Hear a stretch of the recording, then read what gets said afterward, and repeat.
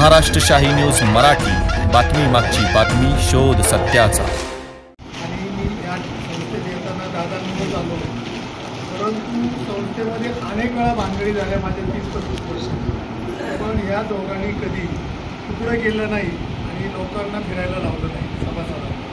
परंतु आता असा काय रोग झाला आहे, ह्या 2 तुकडे झाले आणि ह्या 2 तुकड्यामध्ये एजी पहिला शेअर होता, मग आता एजीचा पोरगा पिंजऱ्यात कसा टाकायचा, जी रणनीती चालली। कारण माझा आग्रह हाच होता का इलेक्शन हे बिनविरोध व्हावं यावेळेचं, कारण संस्था सगळ्यात महत्त्वाच्या अडचणीमधून बाहेर येते आणि ती या 2.5 वर्षामध्ये सुरेश संकेत आणि त्यांची जी काही सगळी टीम होती त्यांनी आणलेली आहे।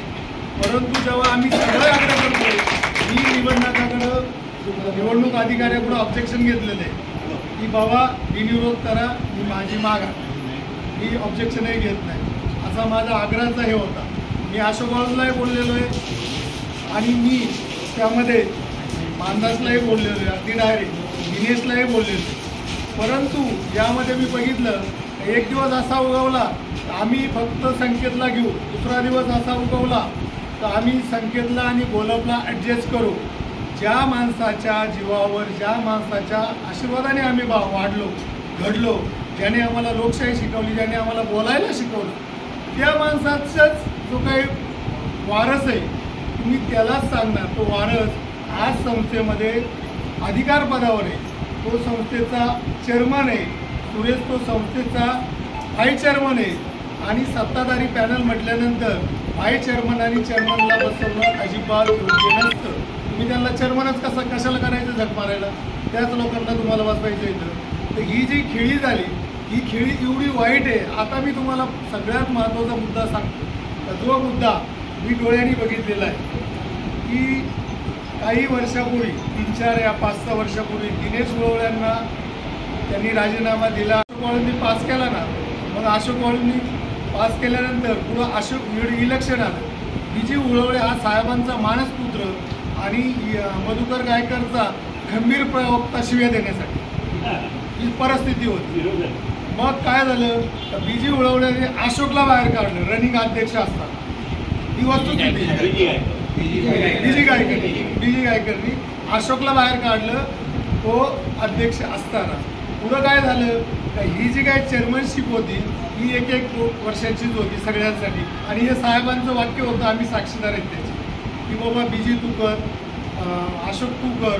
असं केल्यानंतर बीजी काय 2.5 वर्ष चेअरमनपद सोडाली। मग आता इथं प्रॉब्लेम उभे करायचे, ऐका, इथं प्रॉब्लेम उभे करायचे आणि इथं कशी खेळी करायची, तर त्याच काळामध्ये एक पिल्लू पेरलं होतं। ते पिल्लू असं होतं तर जी काही कराड बँक असेल, ज्या काही गोष्टी असतील त्याची एक केस तयार केली आणि ती केस लावणारे हेच, ती केस ती पुढं देणारे हेच, त्या केसला स्टे देणारे हेच, 13-14 लाख तिथं घालणारे हेच आणि परत एवढं सगळं करून हायकोर्टामध्ये गेल्यावरही त्याला स्टे आणणारे हेच।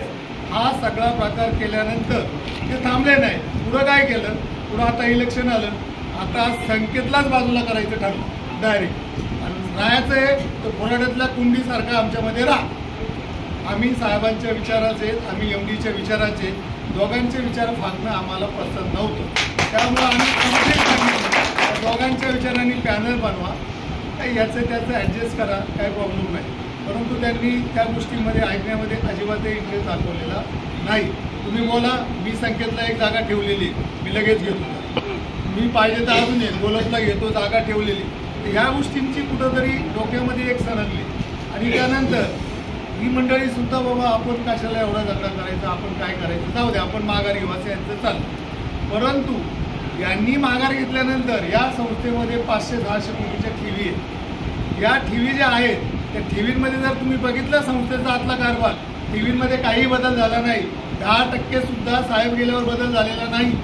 त्या साहेबांच्या काळात साहेबांच्या विश्वासावर आलेल्या आहेत, इलेक्शन होतं, इलेक्शन होऊन जातं, परंतु मी जेव्हा माझ्या सभासदांच्या माझ्या लायकीप्रमाणे 5-25 आणले असतील, 10-20 आणले असतील, तसे कोणी कोटीभर आणले असतील, कोणी 2 कोटी आणले असतील, पण विश्वास जर बदलला तर त्या लोक त्यांच्या ठेवी घेऊन जातात आणि त्या जर ठेवी गेल्या तर काहीच शक्य नाही राहत आणि ह्या परिसराचं, त्या विभागाचं हे नाव आहे एक संस्थेचं मोठं यश म्हणून, ते नावच पुसण्याचं काम याच्यातून घडणार होतं। कुणी काही सांगत असतं टीव्ही जाणार नाही. आम्ही सहकारातले कार्यकर्ते 35 वर्ष आम्ही हे सगळं बघतो. हा काही प्रचाराचा इफेक्टिव्ह भाग नाही, परंतु ह्या भागामधून जे घडलं आणि ते घडल्यानंतर आज जसं उमाजी काळेंनी, शंकर गुलवळ्यांनी या नियोजनामध्ये मन लावून भाग घेतला. आम्हाला सगळ्याजी साहेबांचे विचार जे आहेत ते तंतोतंत पुढे गेले पाहिजेत. आम्ही MDच्या विचाराच्या विरोधात नाही, पण MDला कुठंतरी हे केलेलं आहे, गुमरांग केलं आणि त्या गुमरांगमधून नुकसान होतं आहे यशो मंदिरचं. आणि यशो मंदिरचं नुकसान अशा लोकांकडून होतं आहे का त्यांनी आमच्या विश्वासार्थीला कुठेही आधार ठेवलेला नाही. मग त्याच्यामध्ये दिनेश गुळवळे असेल, साहेबांच्या मांडीवर वाढलेला घडलेला हा कार्यकर्ता हा का बाहेर गेला त्याचा साक्षीदार मी आहे. त्याच्यानंतर 2005 नंतर अशोक हा साहेबांच्या विचारातून झाला. अशोक का बाहेर गेला त्याचाही साक्षीदार मी आहे. अशोकला ह्या ठिकाणी जागा होती, जागा नव्हती असं काही नाही, परंतु उद्या जर इकडं काही झालं, केस पुढं चालली, काही होऊ शकतं. मग त्याच्यातून अशोक पण बाजूला गेला. मग पुढं पहिला BG जाऊन ज्यांनी 40 वर्ष दादाला शिव्या दिल्या ते त्यांच्या मांडीवर बसले. त्याच्यानंतर अशोक BGच्या मांडीवर बसला आणि अशोक BGच्या मांडीवर बसल्याबरोबर दिनेश जाऊन BGच्या मांडीवर बसला आणि एक सहकारातली करप्टेड गँग तयार. आणि तो जो भाग संस्थेला कुठेतरी होऊ नये म्हणून आम्ही ठरवलं आपण उभारी घेतली पाहिजे. आणि आम्ही उभारी घेऊन आम्ही संकेतला सांगितलं, बाबा अजून साहेबांचं नाव आहे, तुम्ही माना टाकू नका. नाहीतर आमचे दिलीप गोलप, भरत पापळे हे म्हणतो ते करायचंच काय, यांना साहेबांचा विचार ठेवायचाच नाही. अरे पण तुम्ही जर माना टाकल्या असत्या तर भरपूर काही वेगळं झालं असतं. संस्थेच्या ठेवीदारांचा हाल झाला असतं, संस्थेचा हाल झाला असतं. आज माझा जवळजवळ 150 कर्मचारी, 200-250 महाविकास टीव्हीचे प्रतिनिधी आहेत आणि या सगळ्यांचा जर विचार केला तर 2000च्या पुढे लोकसंख्या आहे. यांचं पोट आपल्या यशो मंदिरवर चालतं आणि ते जर वाचवायचं असेल तर उमाजी काळे असतील, दिलीप गोलप असेल, परत तिथलं सगळ्यात महत्त्वाचे गोलप साहेब असतील, गुळवळे साहेब असतील, या लोकांना आपले फापाळे साहेब असतील, या लोकांनी जेव्हा ठरवलं की हां आम्ही राहणार होतो, मग तुम्ही उभे राहणार तर आम्ही तुमचं काम करणार. म्हणून काळे साहेब हे जर तुम्ही म्हणता सभासदांचं पॅनल आहे, या पॅनलमध्ये आपल्यासारख्यांनी सुद्धा 2-2, 5-5 हजार मदत केली पाहिजे आणि ती इथं जाहीर करावा.